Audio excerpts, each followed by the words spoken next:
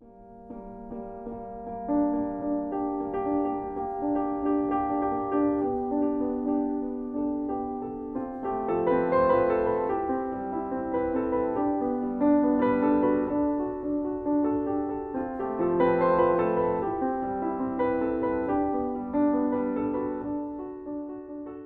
people think, often I've built things in situations like this, and people say, when are you going to put the art on it? Because of these platforms and everything else. And that happens a lot, both in a humorous way. Everyone knows I'm an artist and doing it, but some people joke around and they ask me about that. So the work pretty much is not necessarily contrary, but shows another kind of perspective on contemporary art, not for people to look at and focus on the work itself as a shape or whatever, but actually as a tool to look at their own environment. This was a very special situation when I came here, and that Western allowed me to work with this extraordinary space, with this view, to be part of this collection. Was a real adventure for me in the early part of my career. So it was, it's one of those early works where I was given carte blanche to work with a huge space. It wasn't a huge budget, but I knew I could handle it. The deck is basically a deck for students to come out of the music building, sit and enjoy the view. I mean, that's the base common denominator of the work. However, details in the work relative to music, when I conceived of it and when I started building it, the music had an influence on me.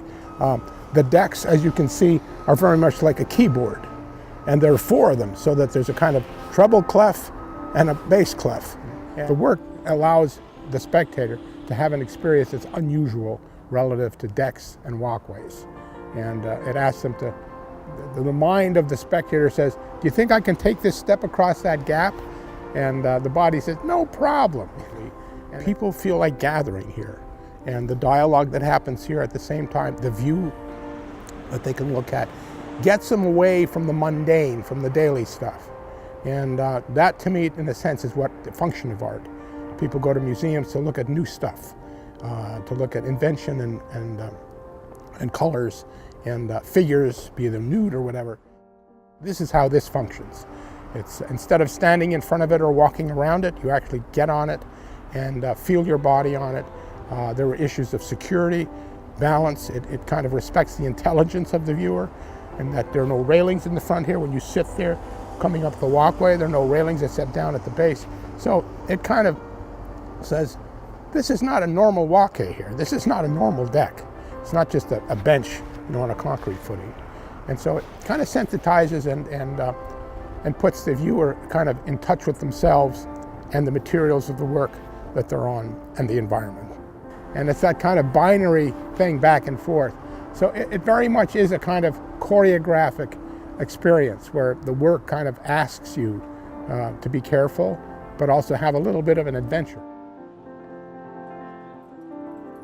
There's a lot of thinking that goes into my creation when I'm doing it that may not necessarily be understood or even felt when it's there literally. That's what I love doing, Access to inaccessible areas. So it really becomes an adventure, People said, well, I've known that space for all my life and never been there. Now I can go there. The main impulse is to take full advantage of a space that I can acquire, get permission to build on, and do something for its local population. Not for the art world, not for the critics in Seattle or in some big city. I really work for the community where I'm building. But no, I can't, an artist doesn't retire who's healthy and wants to keep doing so. So yeah, I'll keep doing it. Keep saying I'll be planing the end of the edge of the coffin by the time I go.